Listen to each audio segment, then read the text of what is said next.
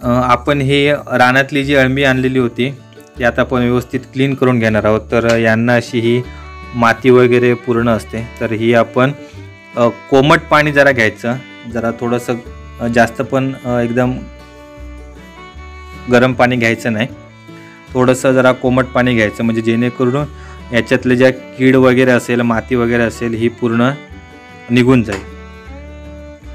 तर आता आपण इथे जरा कोमट पाणी टाकतोय आणि ते आता आपण व्यवस्थित या पाण्यामध्ये स्वच्छ करून घेणार आहोत. अजून टाक पाणी कुमार, कारण हे गरम पाणी टाकण्याचं कारण काय आहे की या अळंब्यांमध्ये किडी वगैरे असतात. अमू एक एक घे, वेळ लागतो भरपूर तो क्लीन करू. तर यांना भरपूर वेळ लागतो क्लीन करायला. तर आपण बाजूला इकडे परात देखील घेतले जी क्लीन केलेली आहे. ती माती वगैरे तिकडेच टाक, त्याच्यातून ते एक एक असा घे.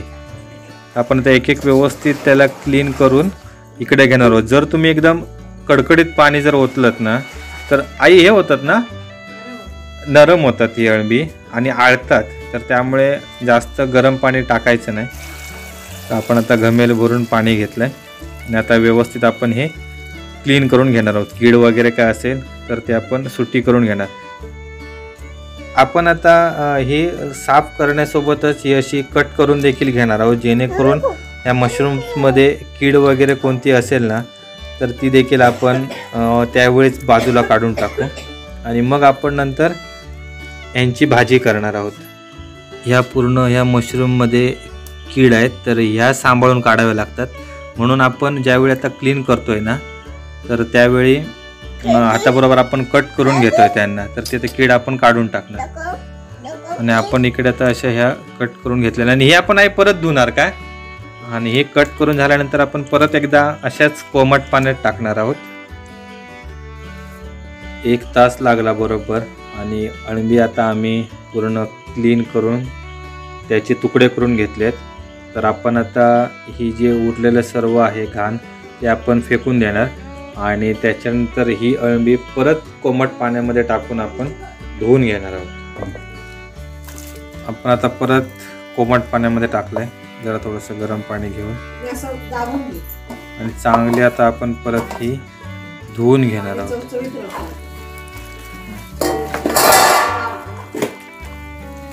असं मग हासळ चांगला, आता हासळ चांगला. ती माती वगैरे का अजून असं ती बघ लाल पाणी येतं. तर एकदा हासळून धुल्यानंतर ही अशी पिळून घ्यायची व्यवस्थित आणि मग त्याच्यानंतर इकडे सर्व ते टाकायचं. अशा प्रकारे फायनल अळंबी आपली भाजीसाठी रेडी होतात. आपण आता करतोय रानातल्या मशरूमची भाजी. तर आपल्याला ही भाजीची रेसिपी आई सांगणार आहे कोणत्या प्रकारे आपल्याला बनवायची आहे ती. तर आम्ही आता इकडे चुलीवर टोप गरम करत ठेवला आहे. त्याच्यानंतर पप्पू हां, तर इकडे आपण कांदा घेतला आहे, टोमॅटो, कोकम घेतलेला आहे. त्याच्यानंतर इकडे बाकी मीठ, मसाला, हळद आणि तेल वगैरे सर्व इतर वस्तू आहेत. तर आपण आता स्टेप बाय स्टेप तुम्हाला सांगणार आहोत की आपण मशरूमची भाजी कशी करणार आहोत ते. तर आपण पहिल्यांदा तेल टाकतोय. किती चमचे आई? 4 चमचे आपण तेल टाकतोय. आणि त्याच्यानंतर आपण याच्यात कांदा वगैरे परतून घेणार ना. तर आपण याच्यामध्ये आता कांदा, टोमॅटो हे सर्व याच्यामध्ये परतून घेणार आहोत. तर आपण आता मोहरी टाकतोय.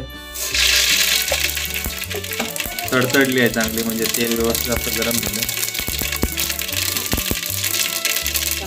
आणि त्याच्यानंतर कांदा. हे आपण किती कांदे घेतलो? किती? 3 कांदे आम्ही घेतलो आणि टोमॅटो.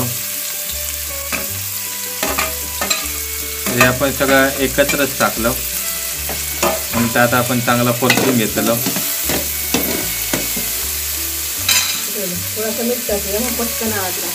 ओके.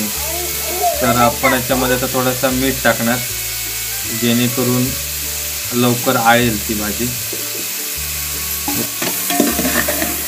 आणि आता हे व्यवस्थित आपण ढवळून घेणार आहोत.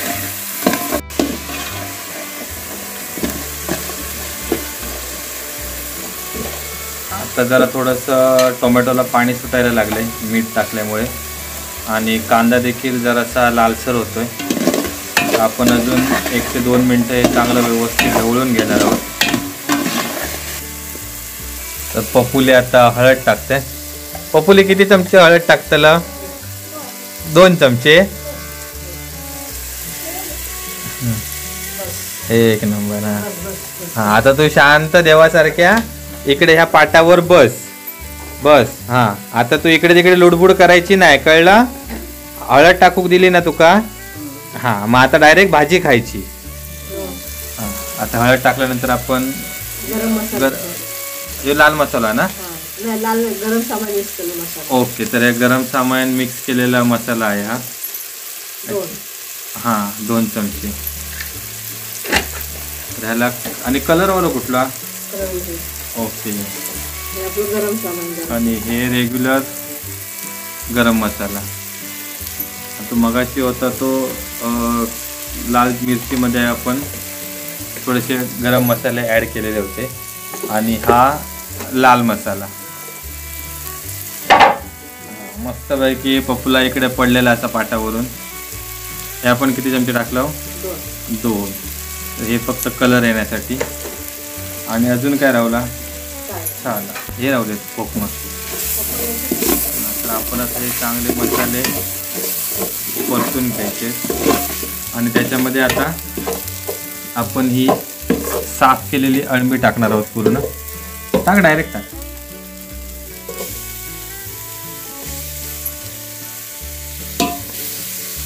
आधी आई होती परतून घे.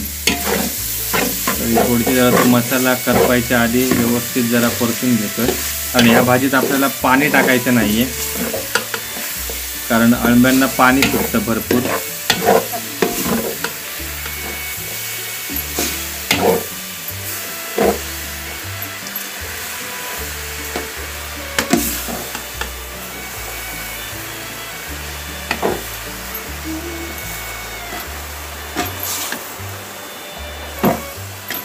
तर आता आपल्याला ही एवढी टोपभर भाजी वाटते, पण पूर्ण ही आळल्यानंतर भरपूर कमी होणार ना गे? भरपूर कमी होणार ही. आता पूर्ण टोप भरलेला आहे. आणि आता शेवटला आपण कोकम टाकतोय.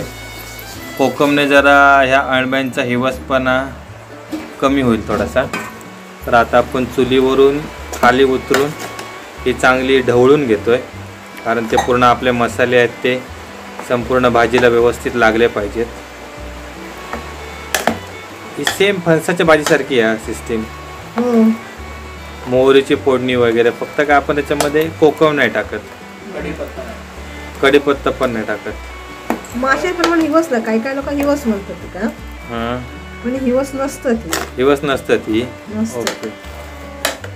तर आता पूर्ण अळंब्यांची भाजी कलर घेताना वास मस्त येईल मसाल्यांचं. तुका जिऱ्याचं वास येईल. आपण जिरा टाकूकच नाही बुतूर. पपल्याक जिऱ्याचं वास येईल. हा आता कसा बोललं? मोहरीचं वास येईल. मोहरीचं आणि कसं येईल? मसाल्याचं येईल, हळदीचं येईल. माका मसाल्याचं वास येईल. आता आपण ही परत चुलीवर ठेवून आता याच्यावर झाकण ठेवणार. माझ्या का पाणी सुटलं ना, तर आता याला पाणी सुटणार आहे. अरे बापरे, पाणी बघितली सुटलं आता. तर आता भरपूर पाणी सुटलंय. हां, तर आता आम्ही झाकण नाही ठेवणार आहोत. तर आता हे जे पाणी आहे पूर्ण हे आता ग्रेव्ही टाईपमध्ये ड्राय करून घेणार आहोत पूर्ण. तर आता 15 मिनटं झाली आहेत आणि अजून पाणी सुकलं नाही आहे. थोडीशी अशी घट्ट ग्रेव्ही झाली आहे. तर अजून आपण घट्ट करणार आहोत, होय नाही? इकडे आपली अळंब्यांची भाजी मस्तपैकी रेडी झाली आहे ग्रेव्ही टाईपमध्ये. आणि त्याच्यानंतर इकडे आपण प्लेट रेडी केली आहे. 2 भाकऱ्या, कांदा, टोमॅटो. आई टाकातमध्ये आता. तर आपण आता याच्यामध्ये प्लेटमध्ये काढून घेणार आहोत आणि आम्ही तुम्हाला चव सांगू आपली कशी भाजी झाली आहे ती. वा, मस्त अशी गरम गरम भाजी. ओके, तर आपण आता टेस्ट करून सांगूया तुम्हाला. माझा ताट रेडी झालेला. तर आता मी तुमका सांगतलंय कशी चव होती भाजीची. हे आपण थोडीशी भाजी घेतलं आयला बुळबुळीत.